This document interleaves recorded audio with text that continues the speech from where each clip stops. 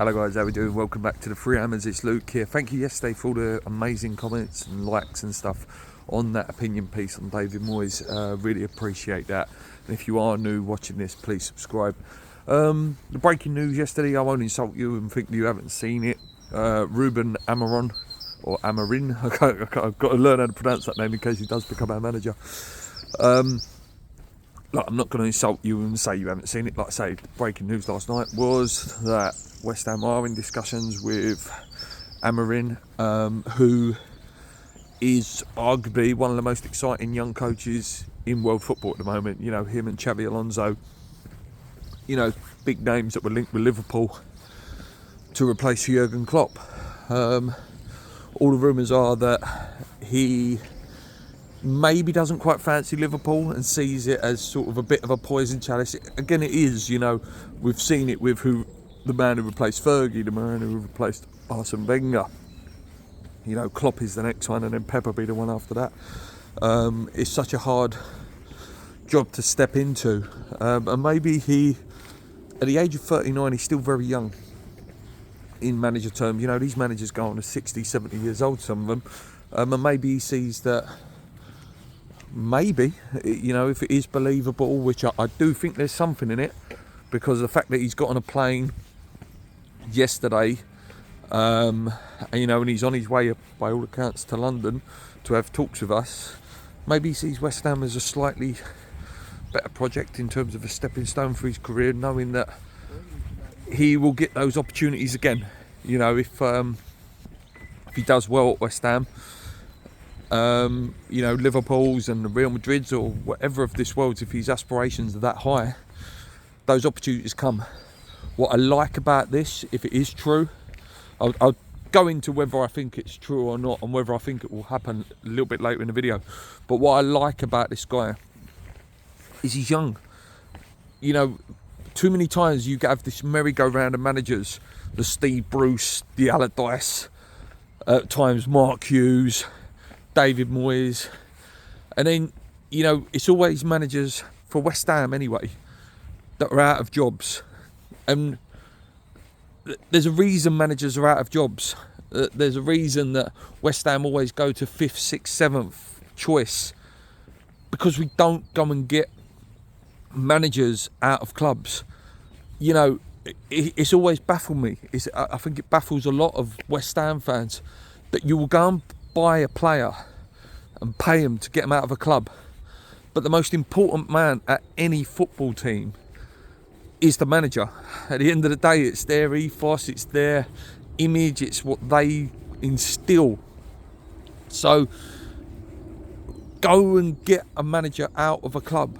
We're not this massive club, you know, but we are a big club. We've got a big stadium, we've got a lot of money, we can pay a lot of money, we can offer a manager a good transfer, and we're a Premier League club.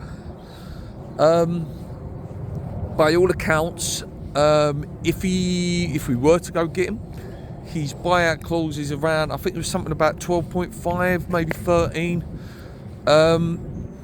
Listen, pay it. It could be the best 10 million we've ever spent. It could be the worst. You know, it could go wrong. Who knows? Football's football. But I like this. I like that. And if this did come off, if this deal does come off, it will show me that there's a complete change and a complete swing in attitude and direction at West Ham. You know, instead of the tried and tested, you know, oh, let's go. Not that these are bad managers. You know, the Potters, the Lopetegis, the Saris or whatever, they're decent managers.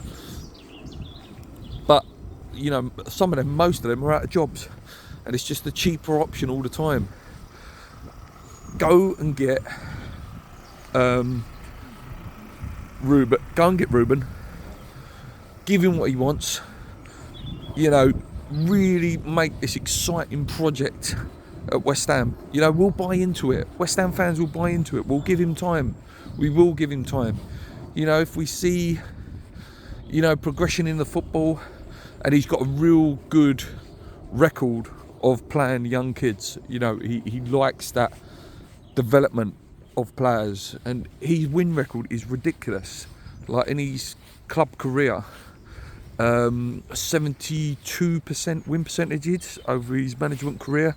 He's about to win the second title with Sporting Lisbon, who before that I think they'd only won it twice in 38 years. They're about to win it 2 in 4 years. That just shows what he's gone and done there. And he got them last 16 in the Champions League. I think some of you have seen the videos of his tactical breakdowns. He usually plays 3 at the back, so he plays a 3-4-3.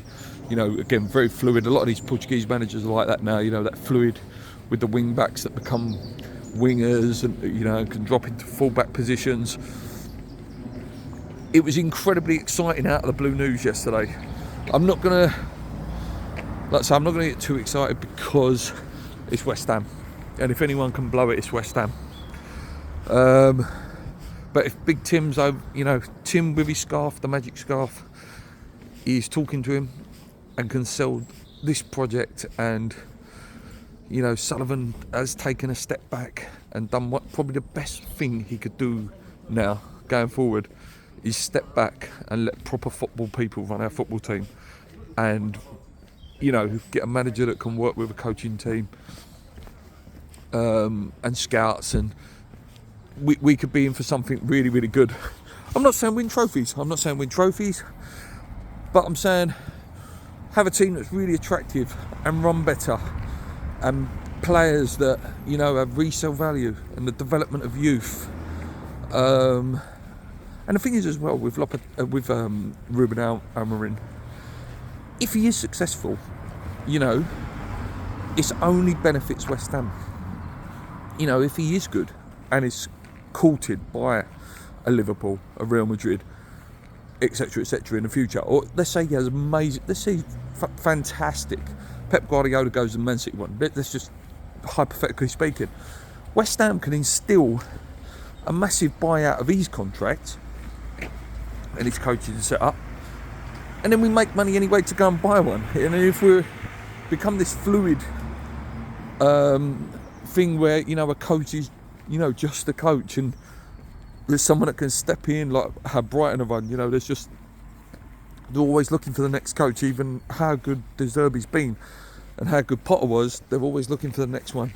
They don't panic.